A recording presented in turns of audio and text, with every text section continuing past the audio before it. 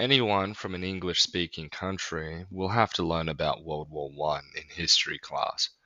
The First World War is always presented in a particular way, as an instance of Germany, for no other reason than greed, imperialistic desires, and jingoism, invading her neighbours for no reason at all, really, and Britain simply had to defend her innocent neighbours from this axis of evil. This is, however, bending the truth, where our schools prevaricate all the information that gives a holistic view of the war, instead repeating the narrative that existed during wartime. Today, I want to shed some light on a book that dismantles some of the narratives promulgated in the past and today. The book I am referring to is Falsehood in Wartime, The Propaganda Lies of the First World War by Arthur Ponsonby, a British Member of Parliament and pacifist. This book can be split into two sections: the dismantling of false narratives surrounding the build-up of the war, and the dismantling of atrocity stories during the war. In this video, I'll cover simply the false narrative surrounding the build-up of the war. For those who think that this book is incredulous, critics of this book do not agree with the personal views of the book's author, but they do concede that all of the information within the book is factual. Thus, it will be the source for this video. So let's begin. How were the British people lied to about the narrative surrounding the build-up to World War I?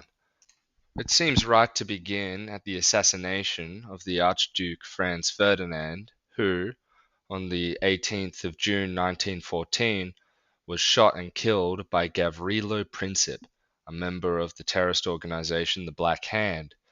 The reason that this assassination spilled over into World War I was that Austria-Hungary, not trusting the Serbian government, demanded that the Serbian people ought to let the Austro-Hungarian police enter Serbia and investigate the assassination after the Serbian investigation had lackluster results. The Austro-Hungarians crossing the border and making arrests would obviously threaten the sovereignty of Serbia. Serbia refused the famous ultimatum, and war broke out. So let us ask the question, what role did the Serbian government have in the assassination of the Archduke? And was Austria-Hungary unfair in writing the ultimatum? Let's find out. One major contention is if the government knew anything about the plot, as, if they did, the Serbian government would at least be responsible for either failing to prevent the attentat or at least warning the Austro-Hungarian government about this plot. Of course, the Serbian Prime Minister at this time, Nikola Pasic, is quoted in the British newspaper The Standard, which is now called the Evening Standard, on the 21st of July 1914, saying the following, quote, "Had we known of the plot against the late Archduke Franz Ferdinand, assuredly we would have informed the Austro-Hungarian government." So, did the government know that there was a plot to assassinate Archduke Franz Ferdinand? The answer is yes, unequivocally. The whole cabinet knew. This is a quote from an article titled After Vidovdan, 1914, published by one Lyuba Jovanovic, who was a member of Nikola Pasic's cabinet. I do not remember if it were the end of May or the beginning of June when, one day, M. Pasic told us that certain persons were preparing to go to Sarajevo in order to kill Franz Ferdinand, who was expected there on Vidovdan, Sunday, June 28th. He told this much to us others, but he acted further in the affair with one Stojan Protic, then Minister of Interior. As they told me afterwards, this was prepared by a society of secretly organized men, and by the societies of patriotic students of Bosnia-Herzegovina in Belgrade, and Pasic and we others said, and Stojan Protic agreed, that he, Stojan, should order the authorities on the Drin frontier to prevent the crossing of the youths who have left Belgrade for the purpose. But these frontier authorities did not execute Stojan's order, and told him, and he afterwards told us, that the order had come too late, for the youths had already crossed over. Thus failed the government attempt to prevent the outrage that had been prepared. So, was there any warning given? Not really to the standard one would expect. In a news article on the 28th of June 1924, Jovan Jovanovic, the Serbian minister in Vienna, was said to have given a warning in the form of a personal opinion that the Archduke's visit may be provocative and that one of his soldiers may try to shoot him. Obviously, not an adequate warning, if you can call it that at all. Furthermore, Milan Ciganovic, the Black Hand member who organized the assassination, was smuggled to the USA under the fake name Delinovic, and when he returned after the war, the government gave him land near the town of Uskub, now called Skopje. Furthermore, Princip and Co. was supplied by one Vojislav Tankosic, a major in the Serbian military at the time. We can see, therefore, that the narrative of an innocent Serbia being given an unfair ultimatum is ludicrous, considering that members of the Serbian government aided in the assassination, and the Serbian government also knew of the assassination attempt, yet really did nothing to prevent it from happening.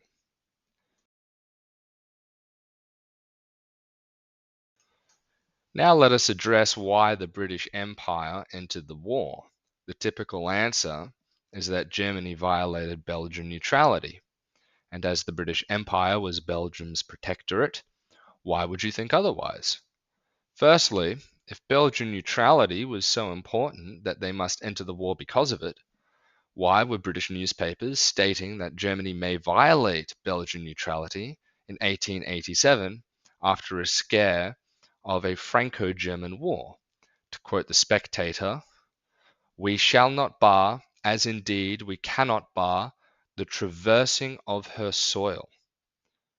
Keep in mind, in 1887, during this war scare, Britain would have gone to war against France on Germany's side rather than the other way around. So if the violation of neutrality was not the cause of war, what was? The real reason Britain entered the war was because of a secret treaty between France and Britain.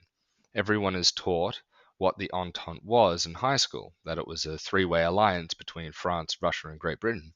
What they fail to mention is that Britain's alliance with France was a secret, and the Germans only knew about it because of spies. This brings a new complexion to the build-up of the war.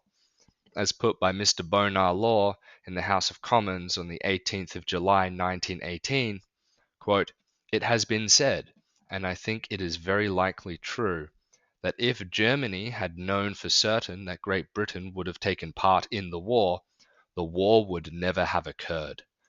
So let us now go into the secret commitment Britain made to France. Everyone today knows about the treaty between France and Britain before the outbreak of World War I.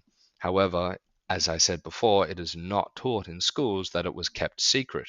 Not only kept secret from the public, but also kept secret from Parliament. That is why we have quotes such as this from the House of Commons before the outbreak of the war. Mr. Jowett asked the Secretary of State for Foreign Affairs if, during his term of office, any undertaking, promise, or understanding had been given to France that, in certain eventualities, British troops would be sent to assist the operations of the French army. Mr. Mackinnon would, Under Secretary for Foreign Affairs. The answer is negative. Unquote. No British government could embark upon a war without public opinion behind it, and such engagements as there are which really commit Parliament to anything of the kind are contained in treaties or agreements which have been laid before the House. For ourselves, we have not made a single secret article of any kind since we came into office. Sir Edward Grey, House of Commons, 27th of November, 1911. Also, on January 31st, 1906, So Edward Grey wrote to the British ambassador in Paris the following: In the first place, since the ambassador has spoken to me, a good deal of progress has been made. Our military and naval authorities had been in communication with the French, and I assumed that all preparations were ready, so that, if a crisis arose, no time would have been lost for want of a formal agreement.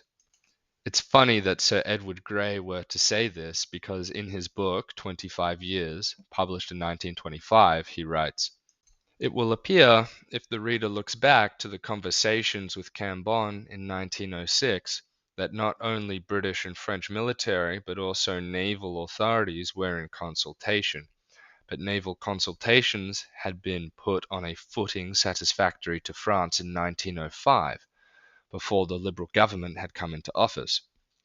The new step taken by us in January 1906 had been to authorize military conversations on the same footing as the naval ones. It was felt to be essential to make clear to the House that its liberty of decision was not hampered by any engagements entered into previously without its knowledge. Whatever obligation there was to France arose from what those must feel who had welcomed, approved, and sustained the Anglo-French friendship. That was open and known to all. In this connection, there was nothing to disclose, except the engagement about the north and west coasts of France taken a few hours before, and the letters exchanged with Cambon in 1912, the letters that expressly stipulated there was no engagement. So Edward Grey is just a liar then. In 1911, he said that there were no secret engagements. But after the war was over, he said there were engagements made, just that they weren't secret. If that were true, he would not have needed to lie in the House of Commons before the war, as the House would have already been aware. Also, isn't it convenient that the only evidence against a secret treaty was kept secret? Odd, right? The final piece of evidence I will give for this comes from Marshal Joffre, who was chief of the French Army Staff from the 29th of July 1911 until the 14th of December 1916, before a Paris commission on the 5th of July 1919, he said the following, quote, The intervention of England in the war had been anticipated. A military convention existed with England, which could not be divulged as it bore a secret character. We relied upon 6 English divisions and upon the assistance of the Belgians. To emphasize how important this secret treaty is in regards to the outbreak of the war, I will quote Neville Chamberlain from the House of Commons on the 18th of February 1922. Quote, Suppose that engagement had been made publicly in the light of day. Suppose it had been laid before this House and approved by this House. Might not those events of those August days have been different? If we had that, if our obligations had been known and definite, it is at least possible, and I think it is probable, that war would have been avoided in 1914. The final thing I will bring up, after which I will conclude the video, are the telegrams suppressed by the Russians. These are quoted in Falsehood in Wartime as coming from a book called Duty to Civilization by Francis Nielsen. The full text of suppressed documents can be found there. 2 suppressed telegrams that I feel are important to share are as follows. The first, a telegram from the German ambassador to Russia on the 24th of July 1914 saying, quote, Germany ardently desired the localization of the conflict. And the French telegraphs in the same year, on the 30th and 31st of July, quote, The French government have firmly decided upon war and begged me to confirm the hope of the French General Staff that all our efforts will be directed against Germany and that Austria will be treated as quantité négligeable. To conclude, the version of World War I most people are taught is, at best, a half-truth. The idea that Germany and Austria-Hungary launched a war out of pure aggression and jingoism, while Britain nobly stepped in to protect innocent nations, falls apart when you examine the facts more closely. Serbia was far from innocent, with key figures in the government aware of and failing to prevent the assassination of Archduke Franz Ferdinand, and rewarding the man who orchestrated the assassination.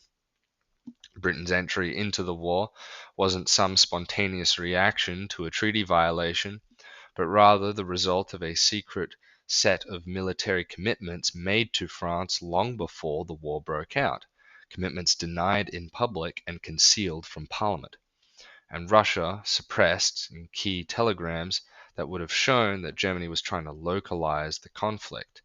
To me, this gives the impression, holistically, that the Entente wanted the war, and that France was at the center of this plan.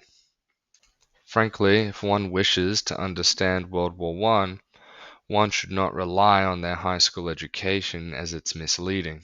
I can certainly attest to this as an Australian, where I was told that Germany was essentially the quote-unquote bad guys. The truth is, the Allies wanted the war. Britain wanted to cripple Germany's economy and maintain its hegemony. France wanted Alsace-Lorraine back, and Russia wanted to control the Balkans. This video serves as anything, let it be a reminder to read history and understand that there are many perspectives and narratives surrounding key historical events, and one ought to investigate such conclusions themselves. P.S. I highly recommend anyone watching this to buy and read the book. I only covered the lies regarding the build-up of World War I in this video, but the atrocity stories that the book debunks and other anecdotes are also quite interesting. Anyways, I am Sinner. Thank you for watching. Please subscribe, and I will see you in the next one.